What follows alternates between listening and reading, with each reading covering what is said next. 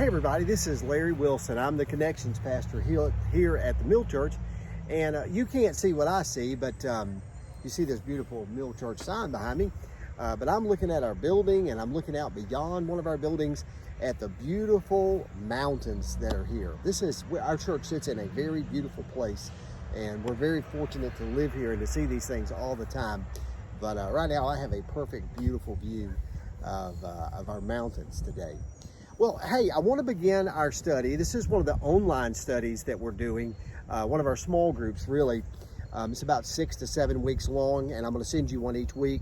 On Wednesday mornings, I'm teaching the book of Colossians at 10 o'clock here at our campus, and then on Wednesday nights at 6:30, I'm doing a small group on eschatology here in one of our buildings. So I hope you'll be able to join us on one of those two on Wednesdays if you can.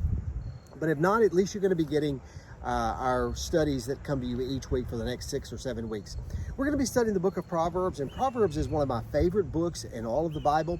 It's very easy to find. It's if you open your Bible in the very middle, you'll probably open it up right around the book of Psalms. And Solomon wrote the book of Proverbs, and so you'll find Psalms, Proverbs, Ecclesiastes. So it's real easy to find. It's almost in the center of your Bible. Proverbs is a book about wisdom, and in chapter 1, verse 7 or 9, I think it is, Solomon says this: "The fear of the Lord is the beginning of wisdom." And so that's what you're going to find in the book of Proverbs, a lot of wisdom. Now, Solomon is the son of King David and Bathsheba. That's an interesting thing. A lot of folks don't know that or forgot it, but King Solomon is the son of David and Bathsheba. He was the second king of Israel after his father passed away. But Solomon was a young man, very young, and he had the responsibility to lead the nation of Israel. And so God said, "I'll grant you any prayer request you have." And interestingly enough, Solomon was wise enough even then to say, "I don't want wealth, I don't want fame, but I do want wisdom. I want to know how to discern and how to lead and how to help." And so God granted him that wisdom. But interestingly enough, God said, "Because you didn't ask for wealth or fame, I'm going to give it to you anyway as a bonus, because you asked for wisdom."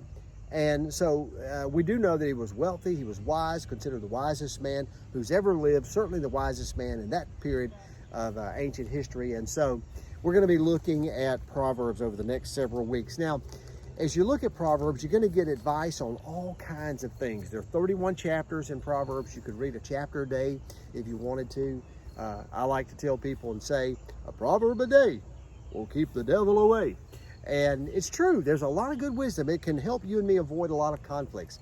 For example, in Proverbs, you can read things about your marriage relationship, child rearing, friendships, politics, personal conduct, how to handle yourself in difficult situations, how to get out of hostile situations, how to put yourself in favorable situations.